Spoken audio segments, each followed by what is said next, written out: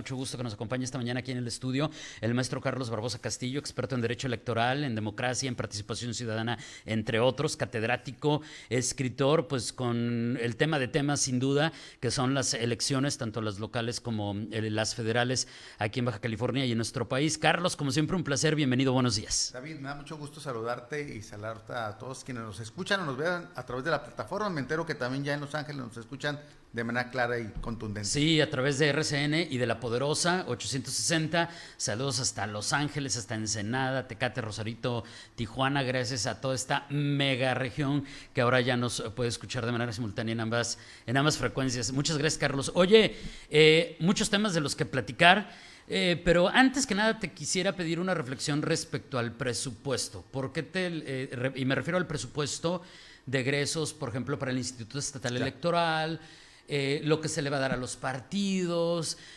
¿Cómo ponerlo, Carlos, en su justa dimensión? Porque yo veo, por un lado, mucha desinformación que también se genera por ataques políticos. Por ejemplo, de repente dicen, no, pues es que 510 millones de pesos para el instituto es un robo, si ni hacen nada. Y le digo, ay, te explico todo lo que hay que hacer, espérame tantito. O por otro lado, se estaba hablando mucho del recurso que se le asignó al PES, Baja California, claro, ¿no? Y yo decía, a ver, ¿cómo entenderlo en su justa dimensión y ser equilibrado en opinar respecto a esos temas? Porque de repente se me hace que muchos nada más se avientan a criticar sin saber el fondo de lo que implica estos recursos, de lo que cuesta, y en el caso de los partidos, del por qué se les asignan esos recursos, porque tengo entendido, pero tú me lo aclaras, Carlos, como experto que eres, que son fórmulas, híjole, súper precisas, que matemáticamente son complicadas hasta para los expertos. Sí. ¿Y qué reflexión merecería esto y cómo, te insisto, entenderlo en su justa dimensión? Me quedo con lo último. Son fórmulas extremadamente complicadas que incluso, te cito, hasta para quienes son expertos es difícil. Concluyo tu cita. Pero ¿qué pasa cuando desde el legislativo, que no son expertos en estas materias, en muchos de los casos, le meten la mano a la ley y cambian la fórmula? Y entonces lo que sucedió en el caso concreto, y te empiezo por el lado del PES, lo que sucede es que hay una iniciativa en el Congreso de un legislador, Molina, que se atreve a meterle la mano a la Constitución y cambiar la fórmula para la distribución de los recursos a los partidos políticos, violando la Constitución política de los Estados Unidos mexicanos. Se promueve una acción de inconstitucionalidad, por supuesto la Suprema Corte de la Justicia de la Nación le dijo, hey, tú legislativo, no puedes hacer eso, hombre, estudia bien la Constitución General de la República porque ahí viene la fórmula. Bueno, cuando se modifica a partir del legislativo esta determinación y se recurre a la Suprema Corte de Justicia de la Nación y la Suprema Corte de Justicia de la Nación le corrige la plana al legislativo, es cuando se actualiza lo que la Constitución señala como fórmula.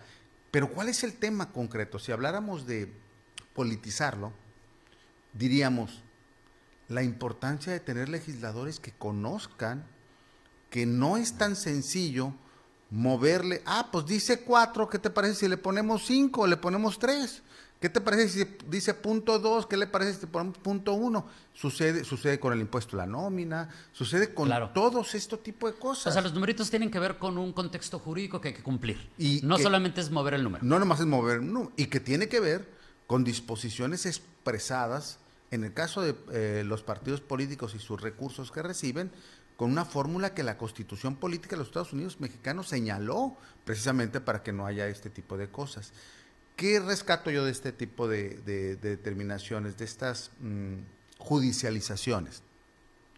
Que evidentemente cuando se trata de llevar la política a los parlamentos con la finalidad de favorecer o perjudicar a determinado partido, pues ya no estamos en los 80s en donde no había acciones de inconstitucionalidad o control constitucional. Hoy hay control constitucional y recurres a las instancias, ¿no? Entonces, creo que esto es lo que pasaría. La segunda parte, la que tiene que ver con el órgano administrativo electoral, el instituto. Bueno, no solamente es la elección, el proceso electoral tiene también una etapa previa. Y en la etapa previa, bueno, todo se tiene que adquirir. todo se tiene que licitar. Hay quienes dicen, es que nuestra democracia es muy cara. Híjole, más cara sería que no tuviéramos instituciones públicas y autónomas que le garantizaran a todos los partidos por igual, la posibilidad de ganar, o si pierdes, que sepas que perdiste a la buena. Y eso, pues tiene un mecanismo técnico, jurídico, presupuestal, financiero que se tiene que revisar y que a lo largo de 30 años, la verdad hay que decirlo, si algo ha funcionado en este país han sido los organismos autónomos electorales. Dicen, son caros. Bueno, compáralos con Venezuela, en donde son muy baratos, pero no funcionan, ¿verdad? Compáralos con la República de Cuba, en donde no existen. Y es lo que te decía, prácticamente pues lo que diga el que está en turno para perpetuarse en el poder. Correcto. Compáralos con Estados Unidos y son baratos. Claro. ¿Verdad? Entonces, tiene que ver mucho con la calidad de la democracia que quieras. Y lo que platicamos la vez pasada, creo, ¿no, Carlos? El asunto de, y que lo decían, y te lo decía desde el punto de vista de los consejeros electorales, que decían, ¿cuál es el mayor reto? Certeza. Sí, es el único. De eso, de los más fuertes, ¿no? Es así como que todo lo que hagamos, además es de los, tengo entendido que esos institutos son los de los más vigilados, los más observados, los más fiscalizados. Y bueno, eso me lleva también a preguntarte acerca de, bueno, que por cierto esto de las cifras, de que cuánto se le va a asignar al Instituto Estatal Electoral, y luego salió la cifra de cuánto se le destinó al PREP y la gente criticándolo y no entienden la complejidad tecnológica de contratación de personal y para un PREP. Pero será tema de que, por cierto, podemos tratar en alguna de las sesiones. Pero te decía, hay algo que me parece bien interesante y que entonces, si te estoy entendiendo correctamente, cuando surgen estas críticas al Instituto Nacional Electoral, o en este caso al Instituto Estatal Electoral de Baja California, pues entonces creo que ellos van a decir, pues yo estoy obligado a cumplir la ley. Es correcto. ¿Eso sería correcto? Es correcto. O sea, yo no puedo, aunque yo lo vea, porque si entonces caigo yo en una responsabilidad que puede ser administrativa, que puede ser incluso hasta penal, si esto está mal, lo tienen que resolver a través del poder legislativo y entonces mandarnos las órdenes de los ajustes correspondientes. ¿Lo estaría entendiendo bien? Yo lo simplificaré de la siguiente manera, David. Sí lo expresas correctamente. El órgano electoral, llámese INE o IE, solamente cumple lo que la ley dice. Tienen facultades en algunas ocasiones para emitir criterios, es correcto, pero estos criterios nunca pueden estar por encima de la Constitución o de la ley. ¿Qué pasa? Que de repente el legislativo, lo vimos en el plan B, ¿te recuerdas? De repente el legislativo se les ocurre meterle la mano a un proceso que es sumamente técnico y que hoy existen instrumentos de control constitucional, es decir, manazos que hace la Suprema Corte de Justicia, pues decir, no te metas más allá de esto porque entonces pones en riesgo la certeza, la legalidad de una elección. ¿Qué pasa en el financiamiento de los partidos políticos? Sí es válido cuestionar la fórmula del financiamiento. Eso es correcto y es... Cuestionar yo creo que siempre va a ser válido. Es muy válido. ¿No? Sobre todo desde la ciudadanía. Es correcto. Oye, ¿por qué? Y desde el legislativo revisar claro, yo lo he dicho muchas veces, para mí el tema del financiamiento de los partidos políticos tiene un problema. El problema que yo lo identifico en el financiamiento es que son tres. Les damos para que compren el papel de baño a los partidos políticos. Les damos para que compren la propaganda electoral, es decir, el financiamiento en campaña. Y les damos financiamiento para actividades específicas. Hay tres tipos de financiamiento. Bueno, ¿por qué no revisar en los parlamentos la concentración de un tipo de financiamiento único? Abro solamente una pestaña. Sí, porque también está el tema de que tienen la atribución de financiamiento no público. Sí, aunque es un porcentaje muy, muy reducido, ¿no? O la otra, ¿por qué cada joven que va a registrarse automáticamente le da dinero a los partidos políticos por la fórmula que existe? Esos son temas concretos y de fondo que tendría que revisarse. No cómo te quito, cómo te pongo. ¿Qué diría yo? ¿Qué sucedió en el caso de Baja California en los últimos días? Pues que el Instituto Estatal Electoral tuvo que resolver con base en una sentencia de la Suprema Corte de Justicia de la Nación. ¿Con base en qué esa sentencia? Una acción de inconstitucionalidad que se presentó por parte en este caso, del Partido Encuentro Solidario, contra un abuso del legislativo. Y entonces, pues si el legislativo hace una decisión ahí medio abusiva, pues hay control constitucional, se procede a una acción y se le dice a la Suprema, oye, revísame esto, no seas malo, chécame si está constitucional o no. Un órgano totalmente ajeno, ¿eh? Llega a la Suprema y dice, no, pues esto es una inconstitucionalidad de esas grandototas, regrésese. Y entonces lo que tiene que hacer el instituto, pues solamente es acatar. Claro. Y acata, porque si no cae en desacato. Desacato. Es grave el desacato. Y todavía está el proceso judicializado, porque otras fuerzas políticas pueden decir, oye, eso no me conviene. Pues va nuevamente a la revisión superior. Y eso creo que es lo sano de la democracia. Que nadie se atreva a meterle la mano de manera arbitraria, porque hay un control constitucional que puede determinar, que debe de garantizar a quién le asiste la razón. Aquí revisemos con lupa, y esa parte yo diría, David, ¿por qué una iniciativa de un legislador tiende a dañar a un partido político? Ese es el tema de debate. Y la segunda parte del debate, bueno, pues tengamos legisladores que sepan, ¿no? Pues yo me aventaría, ya tenemos que hacer un corte, Carlos, y yo me atrevo, sin ser experto, a lanzar una tercera. ¿Y por qué los que han hecho esto no lo sancionan de una manera ejemplar? Porque de que les leyeron la cartilla y durísimo y les dijeron, violaste la Constitución y además sabías que estabas violando la Constitución, no te hagas. Ahí es, usted agregue la palabrota que a usted más le guste. ¿Por qué no hay sanciones cuando además ellos sabían que lo estaban haciendo? David, te interrumpo para el corte, 30 segundos. Tocaste el punto sobre las CIES. Le generan daño patrimonial al Estado, le generan un daño. Estas determinaciones irreverentes que se hacen en los parlamentos dañan al presupuesto de todos, porque finalmente cualquier daño que se genere tiene que haber una reparación.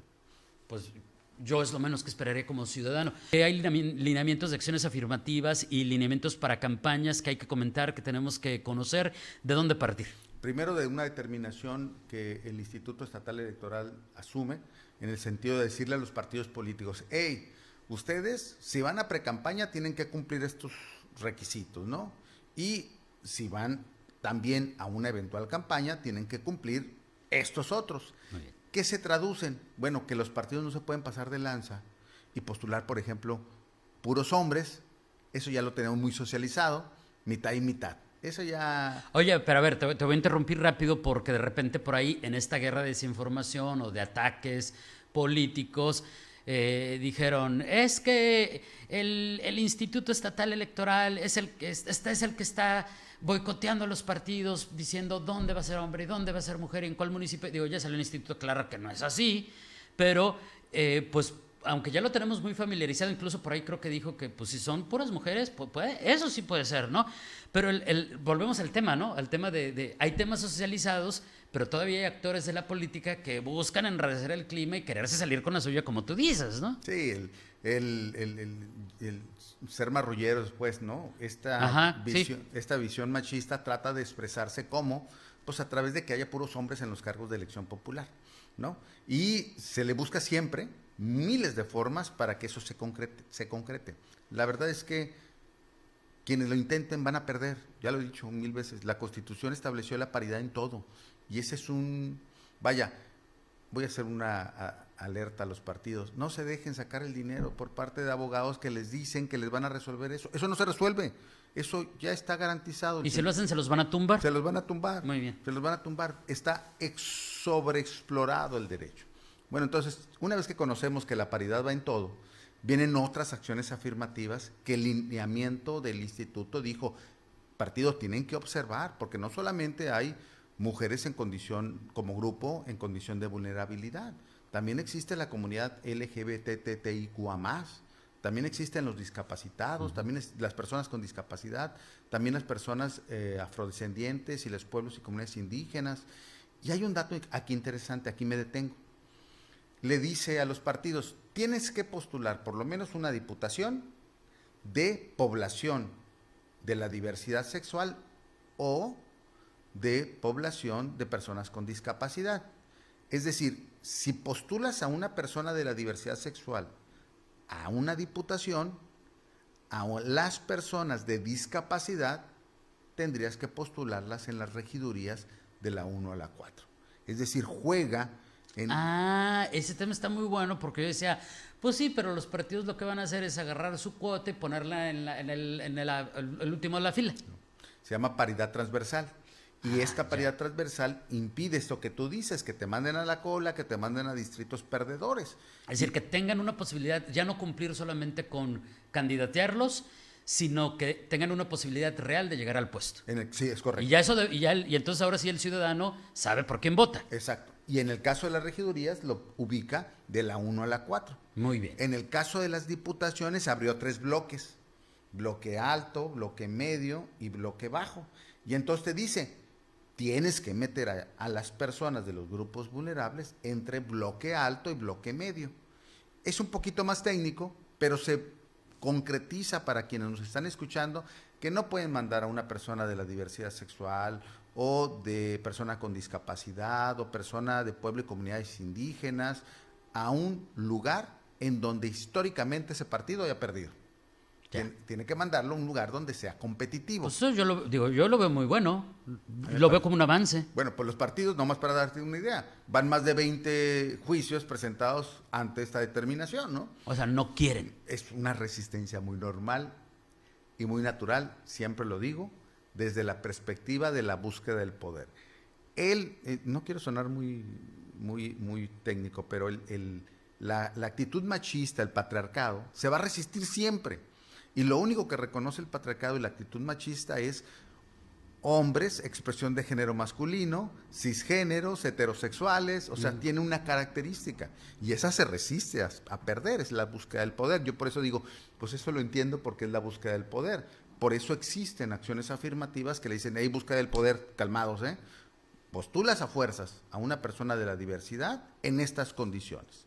Y creo que eso va a hacer que tengamos hoy parlamentos en donde la cuota arcoíris se exprese. Y en el caso de Baja California, pues se exprese de manera visible.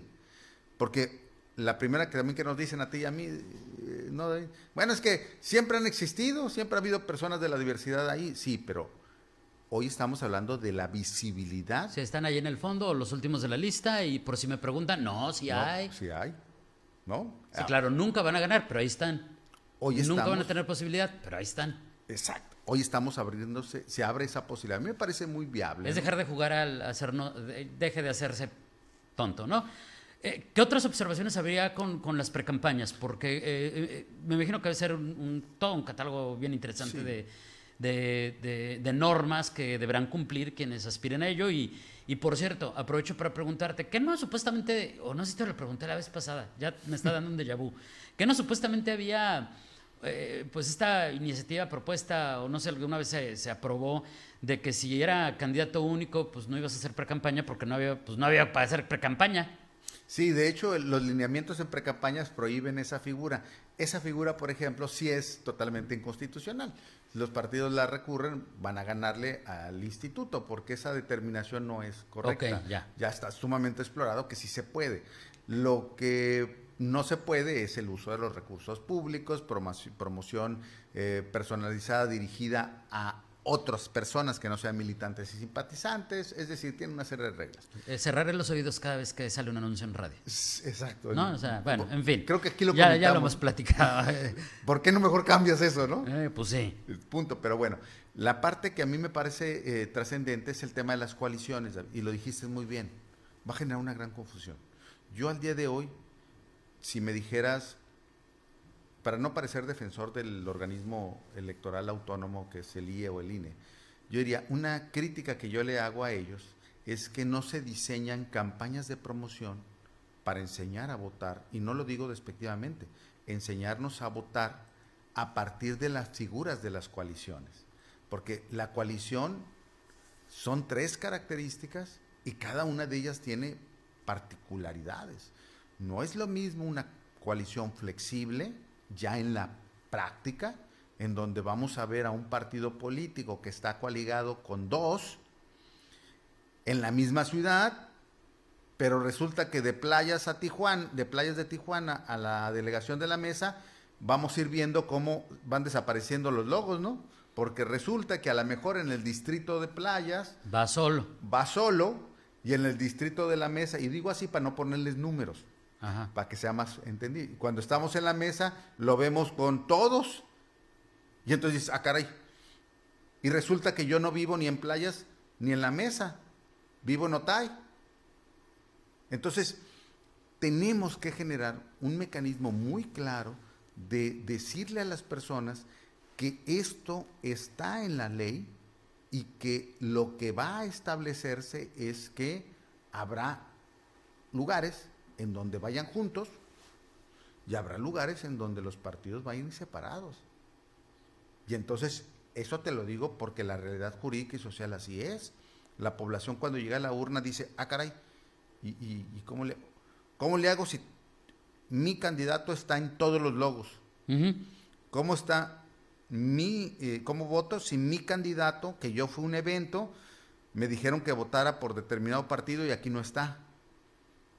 Esos minutos de confusión generan nulidad de elecciones. Claro. Nulidad de votaciones. Y la estadística te lo demuestra. Oye, pero cuando yo me pregunto cómo lograr esa educación, pues aquí no veo otra más que todos la tenemos que entrar. Me refiero, sí es responsabilidad de la autoridad electoral, pero también es responsabilidad prioritaria para los partidos, para quienes encabezan esas coaliciones, incluyendo los candidatos, pero también para nosotros como ciudadanos, el buscar cómo aprenderlo, ¿no? Porque sí, bien yo lo asocié de inmediato en asunto de metáfora, Carlos, con la educación financiera. Ok, pues no me enseñaron, pero ahora ¿cómo le aprendo? Poco más, poco menos, porque entiendo las diferencias. Pero ahí, pues no veo otra más que una responsabilidad compartida. Sí, yo añadiría esto, que el uso de las prerrogativas oficiales, es decir, radio y televisión, deberían de tener en lo práctico, un diseño estratégico de esto. Porque sí entiendo lo que me comentas, pero lo que sí sé es que durante toda la vida nos han dicho que soy un buen ciudadano, tenemos una buena ciudadanía, si vas y votas. Y lo tenemos tan grabado que nos dicen, ve y vota, por quien quieras, pero ve y vota.